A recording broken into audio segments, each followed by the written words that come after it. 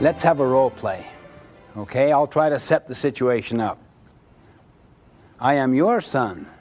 You are my father or my mother, and I'm interacting with you, and I'm rather upset. And now I'll use the alter ego technique, but you have to act as if you cannot hear that.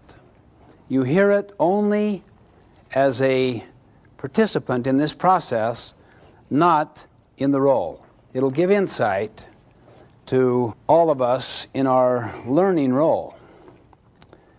Okay?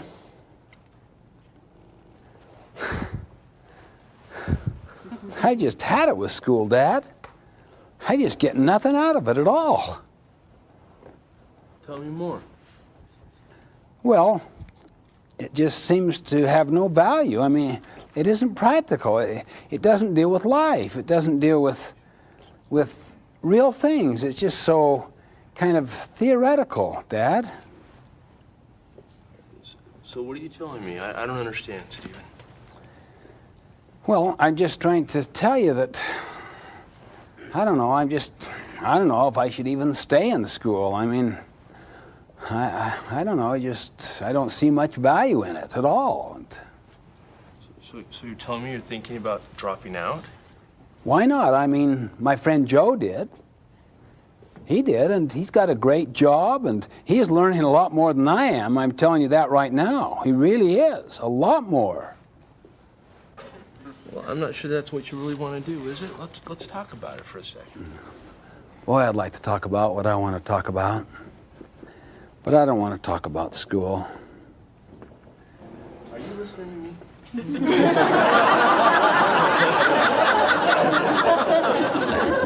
See, you didn't see any of that.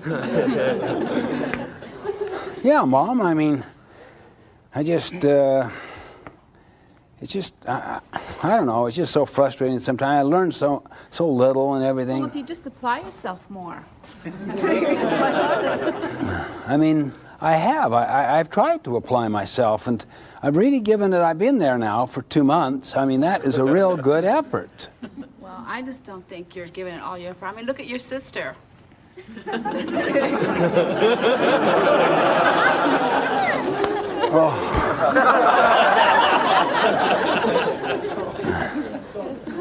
Yeah, I know, but she just takes this to this stuff. I mean, she just loves it, and she doesn't have the same interest that I have, Mom, and I just don't know why there should be any basis there at all.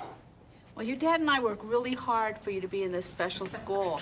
I mean, I've even taken on a job now so that we can put you in the school. Oh, I know you meant to do all that, and it's not that I'm not grateful for what you and Dad are trying to do. It's just that it's just so difficult, and I mean, I don't see much use in it. I mean, it just, you know, they deal with so much abstraction and, you know, all this theory.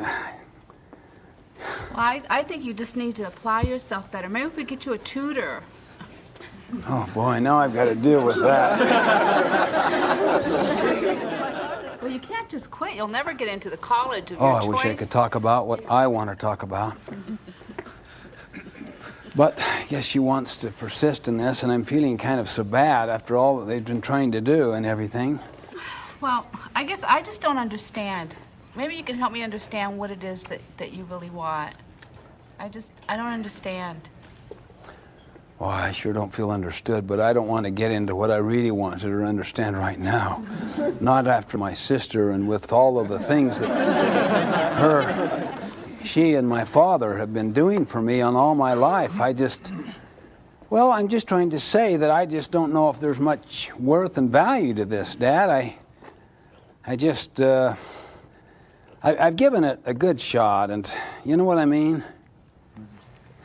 If it isn't school that you want to do, then what do you want to do? Boy, I wish I could talk about what I want to talk about, but Dad wants me to get into action planning about how I would do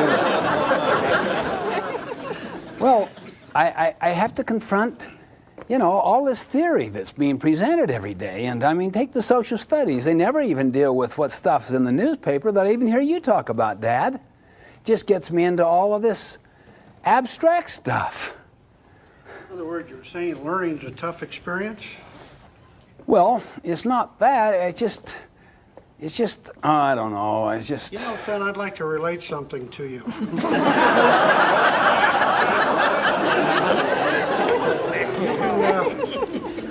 You can check with your grandfather on this, and he'll. When I was 16 years old, and we had come back from Mexico, Oh, I wish I could talk about what I want to talk about. you know, But I was pretty I don't know. wild, I have to son. listen to Dad's autobiography again. I've heard chapters 3 and 4 so many times in my life, and At 16 years old, I even heard about the background chapter that was put in the appendix of his autobiography about his grandfather. And I don't know, but I'll have to be pleasant, and because I can see. why don't we do this, son? If you really feel there's no point in me trying to browbeat you to stay in school. If you really feel that this is what you want to do, why don't we take one semester or 6 months or whatever here, and let's have a trial basis here, and you go out and work. Oh, I'm just so heartsick now because he's come to the OK Corral for the gunfight, and oh, I wish I could talk really about what I'm feeling inside, but now I'm getting so torn, but I'm partly mad about this thing, and well, maybe we should. That might be a good idea. I think Yeah, you that could might be a good you idea. could probably move in with Joe, and the two of you could really see. I don't know if Mom would go along with that. Oh, I She think- loves me, and I- she's told me that.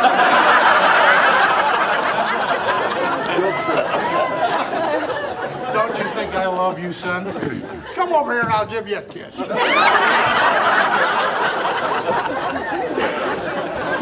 I don't know what to say. Oh, I wish I could talk about, really, what's happening to me inside. I guess I've just kind of had it, Mom. Maybe had it at home. Maybe I should do exactly what you're saying. What is it that you want?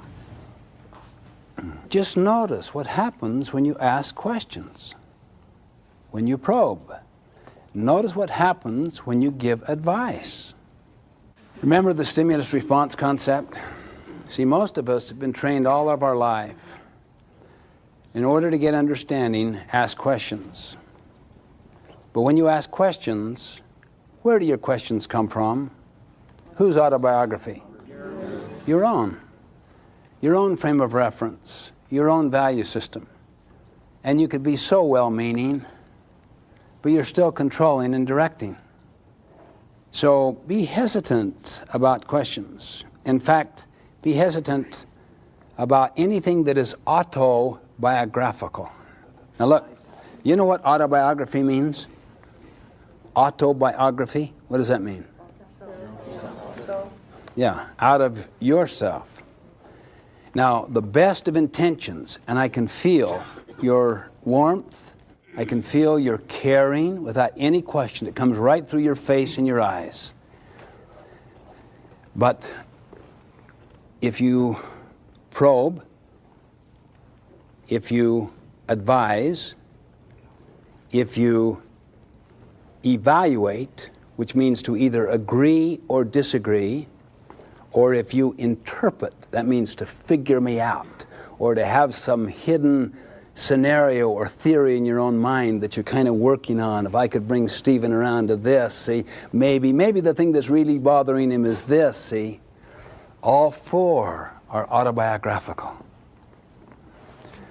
With the best of intentions, but still autobiographical. It's one of the main reasons, really, why many parents do not get close to their kids.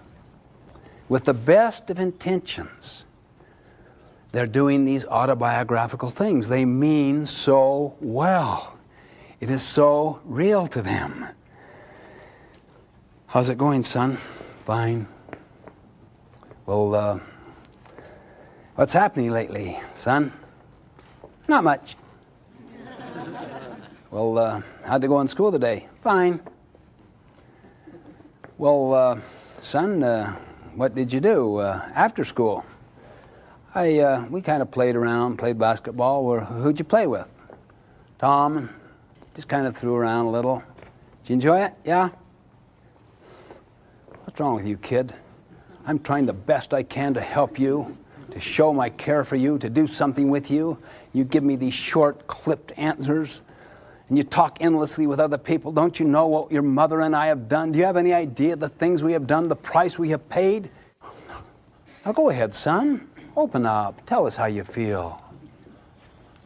Now, if you have an extremely large emotional bank account with somebody, you know, people can take off with each other, they can use autobiographical, and they can direct and advise. I'm not saying that those autobiographical approaches are not appropriate at all. If someone were to say to me, Stephen, where's the restroom? I wouldn't say, you're really hurting.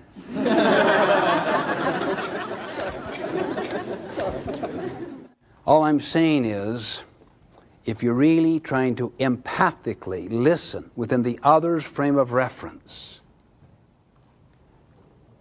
then autobiographical responses are not useful.